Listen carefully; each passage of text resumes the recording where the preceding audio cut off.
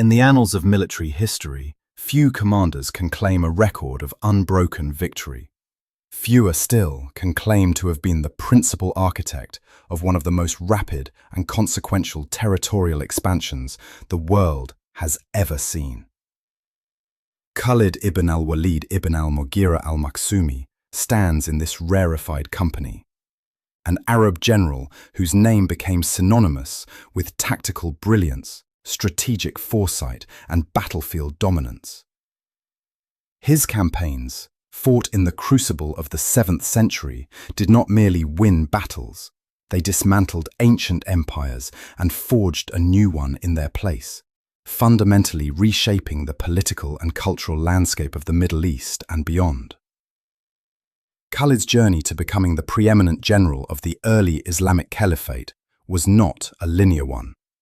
Born into the noble Banu Makhzum clan of the Quraysh tribe in Mecca, he was initially a staunch opponent of the nascent Islamic faith. A master of cavalry from a young age, his military genius was first displayed in service. At the Battle of Uhud in 625 CE, it was Khalid's decisive cavalry charge against the Muslim flank.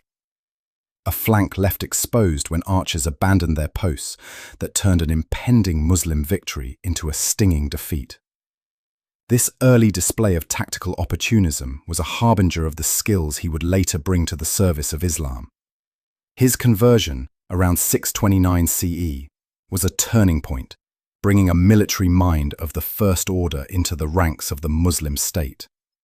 Prophet Muhammad himself recognized his prowess, bestowing upon him the honorific Islamum Kulad. As I retrieve the 3 minutes 25 CE, this report will argue that 3 specific campaigns, the Battle of Yamama, the Battle of Walaja, and the Battle of Yarmouk, represent the essential pillars of Khalid's military legacy. Each battle reveals a distinct facet of his command genius.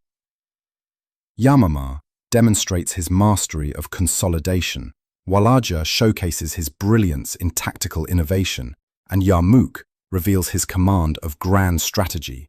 Together, these 3 victories form a triptych of a complete and uniquely adaptable military commander.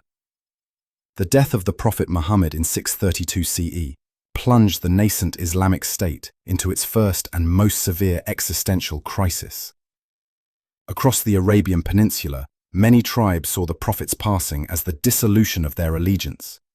This period of turmoil, known as the Ridda Wars, was a profound political rebellion against the concept of a centralized state. The most formidable threat came from Musaylima of the powerful Banu Hanifa tribe, a self-proclaimed prophet who gathered a massive army of 40,000 warriors. He represented a direct and existential threat to the authority of Medina. After 2 initial Muslim commanders were defeated, Caliph Abu Bakr deployed his ultimate weapon, Khalid ibn al-Walid. The ensuing confrontation on the plain of Aqaba was a ferocious, head-on collision. The sheer weight of the rebel numbers initially broke the Muslim lines, pushing them back to their own camp. But Khalid's leadership was crucial. He rallied his men, and they launched a furious counterattack, stabilizing the front in a grueling contest of attrition. Khalid spake threvery worse. The Lurd hadn't safe themselves. The turning point came when the rebel army, having suffered immense casualties, retreated to the seeming safety of a large, high-walled garden, barring the gates behind them. A direct assault seemed impossible. Khalid Seekless sits at 2 in a moment of legendary courage. A Muslim soldier named al-Bara ibn Malik demanded to be thrown over the wall. His comrades hurled him over, and despite being wounded, he fought his way to the gate and opened it from the inside. Khalid Seekless clasped Moor and Notary. The Muslim army poured through. Trapped within the confines of the garden, the rebels fought with the courage of despair. The carnage was so immense that the site was forever after known as the Hadika al-Maut, the Garden of Death.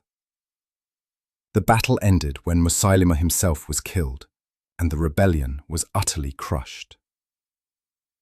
Khalid Seekless Sikhs, low cloud is later, all the sight of wit a pained fort spots, and soat, low cloud is later. The victory at Yamama came at a staggering cost. The Muslim army lost some 1,200 soldiers, but among them were an estimated 360 Hufaz, men who had committed the entire Quran to memory. In an era before the scripture was compiled, these men were its living repositories. Khalid Sakayator Pli Name Khalid Seekless Tylad a registrate Inserus. Khalid Seekless seems pros the citive, Khalid's is low cloud. This catastrophic loss created an existential threat to the holy text itself. Fearing parts of the Quran could be lost forever, Caliph Abu Bakr, urged by his advisor Umar, commissioned the first official compilation of the Quran into a single authoritative book. In this way, one of the bloodiest battles in early Islamic history became the unlikely catalyst for the preservation of its most sacred text. With Arabia unified, Khalid's gaze turned to the Sasanian Persian Empire, a superpower with a sophisticated army built around elite, heavily armored cavalry known as cataphracts. He was no longer fighting rebels. He was invading an empire. In response to Khalid's initial victories, the Sasanians planned to trap him. Two large armies were to converge at Walaja. The first, under the commander Andazagar, was already in position. The second, under a senior general, was days away. Khalid knew he had to destroy Andazagar's army before the reinforcements could arrive. The Battle of Walaja stands as Khalid's tactical masterpiece. The night before the battle, he took 5,000 of his cavalry and secretly positioned them in two groups behind the ridges that flanked the battlefield, completely hidden from the Persian camp. The Persian commander, having failed to scout the terrain, was oblivious. The next day, Khalid advanced with only his infantry. Seeing this, Andazagar planned to let the Arabs exhaust themselves, then counterattack. Khalid ordered his infantry to attack and then, in a move of incredible discipline, had his center execute a slow, orderly, feigned retreat. As predicted, Andazagar saw this as weakness. He ordered his main army to charge forward, pressing deep into the trap Khalid had set. With the Persian army fully committed, Khalid gave the signal. From behind the ridges, his hidden cavalry charged, smashing into the unprotected rear and flanks of the Persian army. At the same moment, his infantry attacked from the front. Caught in a perfect double envelopment, the Sasanian army collapsed into a panicked, disorganized mass. The battle turned into a slaughter. Walaja was a victory of intellect over brawn. Khalid leveraged the speed of his light cavalry and the discipline of his infantry to negate the enemy's strengths. He understood the terrain, his enemy's psychology, and most importantly, he trusted his own men. The victory sent a shockwave through the Sasanian military establishment. The name Khalid ibn al-Walid alone became a weapon, a demoralizing factor that eroded the confidence of all future opponents. By 636 CE, the Byzantine Emperor Heraclius, a formidable leader himself, had assembled a massive imperial army to drive the Muslims from Syria. This multi-ethnic host of Slavs, Franks, Armenians, and Christian Arabs numbered between 40,000 and 80,000 men, vastly outnumbering the combined Muslim forces, living the more for such the servant as visitors of Muslim. Recognizing the grave danger, Khalid urgently recalled from the Persian front, persuaded the other Muslim commanders to unite their scattered forces. He guided the consolidated army to a battlefield of his own choosing, the plains of Yarmouk, bordered by deep, impassable ravines that would become a key feature of his plan. Scrimming the style, before the Charles created, the battle was an epic 6-day struggle. For the first 4 days, the Muslims endured relentless, brutal assaults from the larger Byzantine army. The Muslim lines bent, but never broke. On the second day, they were pushed back to their camp, only to be rallied by the women who shamed them back into the fight. Throughout, Khalid masterfully used his elite mobile guard, a mounted reserve, to race from one crisis point to another, plugging gaps and launching lightning-fast counterattacks. Nessun passed a fourth bow, full Muslim defeat by the Persian Finau.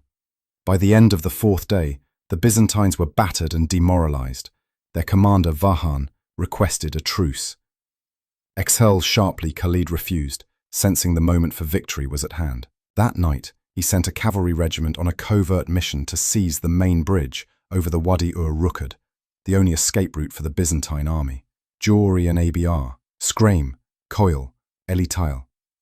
On the morning of the sixth day, August 20th, Khalid unleashed his masterpiece. He launched his entire consolidated cavalry in a sweeping charge that completely routed the Byzantine horsemen, driving them from the field, driving them, sleeving their pains, and the Alaus with ever an ABR. With the Byzantine infantry now exposed, Khalid wheeled his victorious cavalry around to smash into their unprotected flank and rear. Simultaneously, the entire Muslim infantry line charged from the front. The Byzantine army shattered. The general route began, but as the panicked soldiers fled, they found their escape bridge already captured. Trapped between the relentless Muslim army and the deep ravines, the Byzantine force was annihilated. Testing on Alaus with presenting his most feck that it was open towel, the Byzantine infantry.